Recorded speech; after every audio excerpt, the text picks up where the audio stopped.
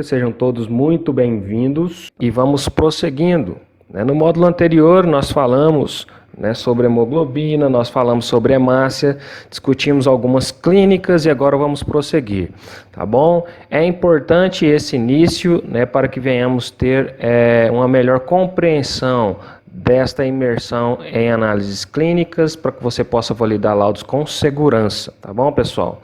Então veja bem, nós falamos sobre a molécula de hemoglobina, só fazendo um link com a aula passada, tá bom?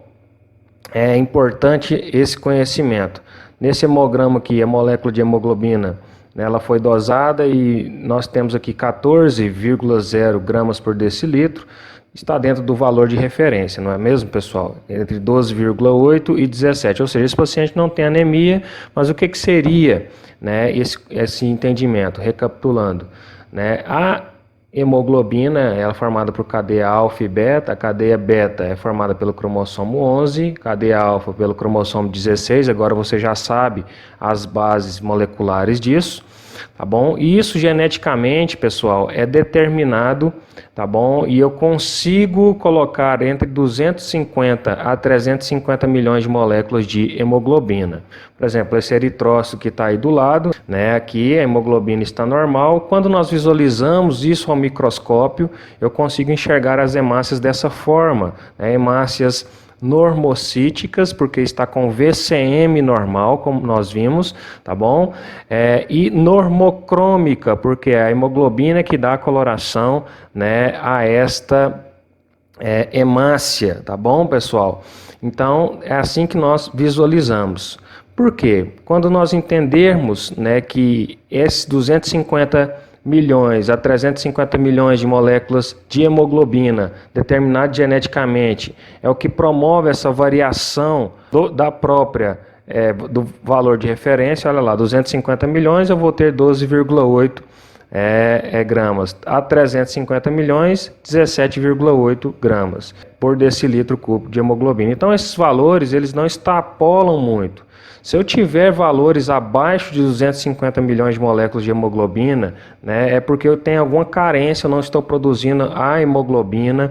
Por exemplo, se essa hemoglobina fosse de 11 gramas por decilitro, eu teria anemia, tá bom, pessoal? E aí, esta anemia, aí eu tenho que pesquisar a causa. É uma anemia carencial? É uma anemia de ordem hemolítica? É uma anemia de ordem hemorrágica, parasitária, imunológica? E é isso que eu quero ensinar para vocês, construindo essas bases, tá bom? Olha só, quando a pessoa tem anemia, a quantidade de hemoglobina está tão baixa que até a coloração da hemácia vista ao microscópio é refletida nisso daí.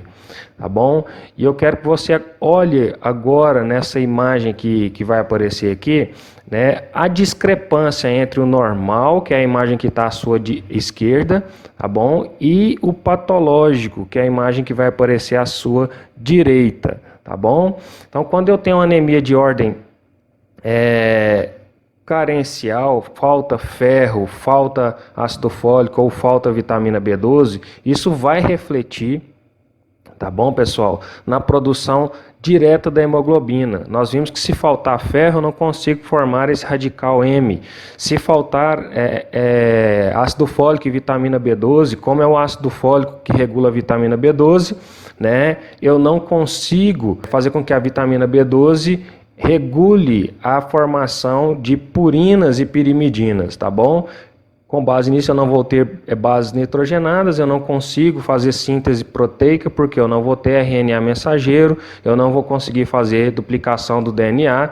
Isso afeta todas as minhas mitoses, inclusive as mitoses recorrentes à eritropoiese. Aí eu vou desenvolver um quadro clínico anêmico carencial, que eu chamo de anemia megaloblástica, tá bom? Quando falta ácido fólico e vitamina B12, tá bom, pessoal? Guardem esses termos.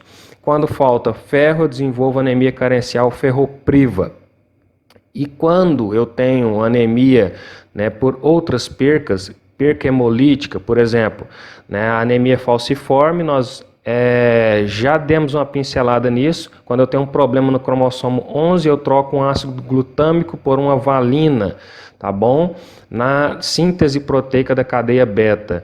E aí a hemoglobina, ela se transforma em baixa tensão de oxigênio numa foice, e é ela que dá esse formato falciforme da hemácia. Então eu vou ter uma hemácia altamente hemolítica, ela não vai durar esses 120 dias, né, médio comum que uma hemácia dura, acaba refletindo em quê? Num processo onde eu tenho altos índices de hemólise, altos índices de perca de globina, e isso vai refletir no meu processo de eritropoiese, levando a pessoa à anemia, né, falciforme, tá bom? Também nas outras anemias, por exemplo, se a pessoa tiver um plasmódio, né, for acometido por malária, né, mosquito prego ou anófelis, né, contaminado, inoculou o plasmódio nessa pessoa, a gente sabe que o plasmódio no ciclo eritrocitário ele acaba promovendo uma hemólise nas suas hemácias infectadas, e essas hemácias vão romper e vão acabar levando esse paciente a uma anemia hemolítica, ou seja, por perca, né, dos processos, por perca das hemácias, tá bom, pessoal? Dentro desse contexto, né, nós vamos avaliando aí que a anemia é a carência de hemoglobina, né? E ela pode ter diversas causas etiológicas, tá bom, pessoal? Mas quando nós olhamos para um hemograma, né, a interpretação é esta: quando eu vejo a hemoglobina abaixo do normal, a interpretação que me vem à cabeça é essa pessoa tem anemia, tá bom? Agora, qual tipo de anemia? O que vai determinar essa anemia?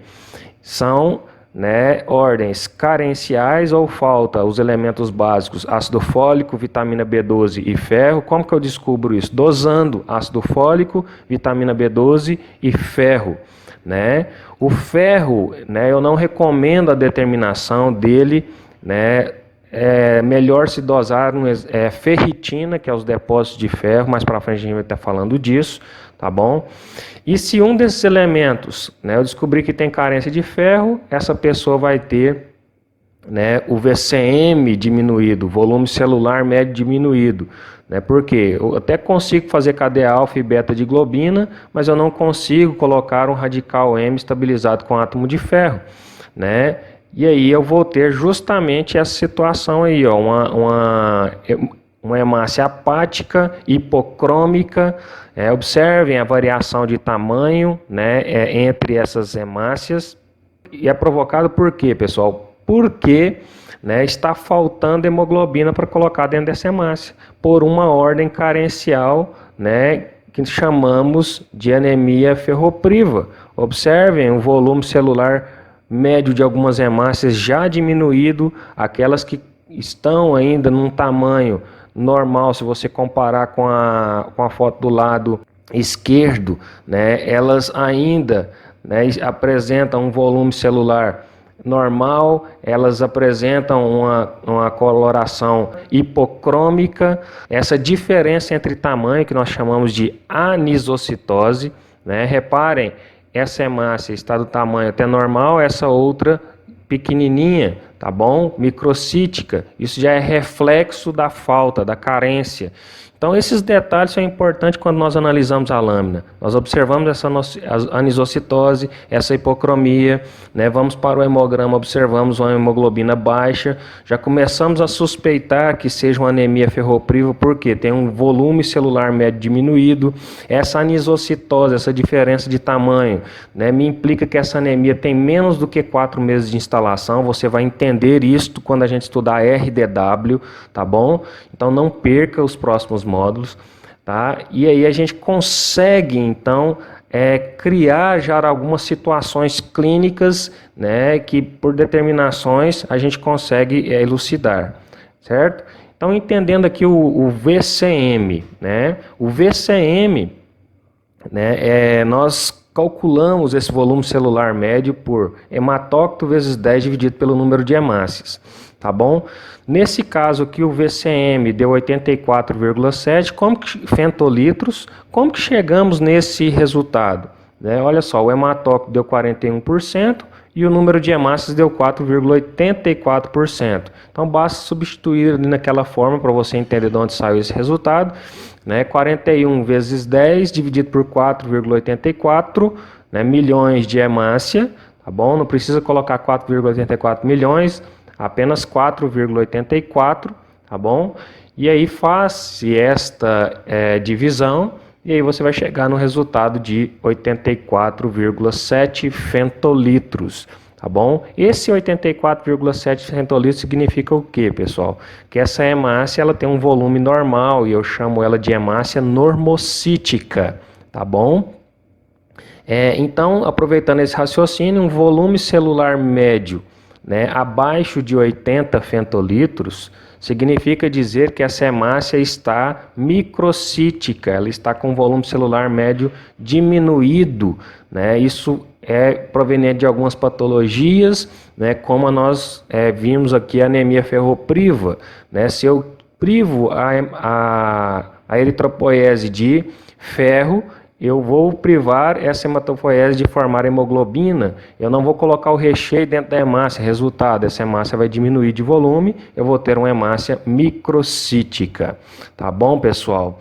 Da mesma forma, né, se esse volume celular médio estiver entre 80 e 98 fentolitros, eu vou ter uma hemácia de volume normal, como nós vimos aqui no exemplo de cálculo de VCM, eu vou ter uma hemácia normocítica, com volumes normais. E se o meu VCM extrapolar 98 fentolitros, ou for igual a 98 fentolitros, eu tenho uma hemácia macrocítica, acima do valor de acima dos volumes normais.